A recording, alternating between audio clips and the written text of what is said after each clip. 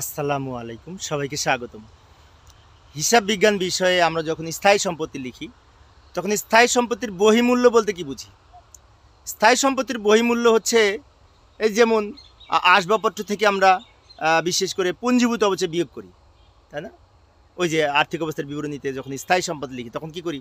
আসবাবপত্র বাদ পুঞ্জীভূত অবচয়, তারপরে যন্ত্রপাতি বাদ পুঞ্জীভূত অবচয়, অফিস সরঞ্জাম বাদ পুঞ্জীভূত অবচয়।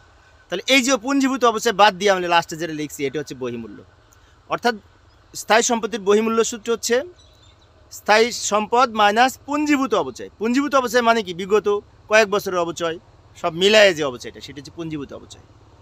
সেজন্য বলা হয় যেমন আসবাবপত্রের বহিমূল্য যদি নির্ণয় করতে বলে তা আসবাবপত্রের মূল্যের সাথে পুঞ্জীভূত অবচয় বাদ যাবে।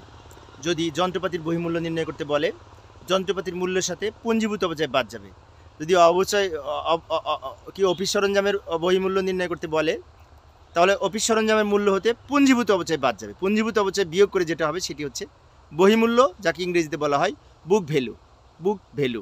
ধন্যবাদ সবাইকে।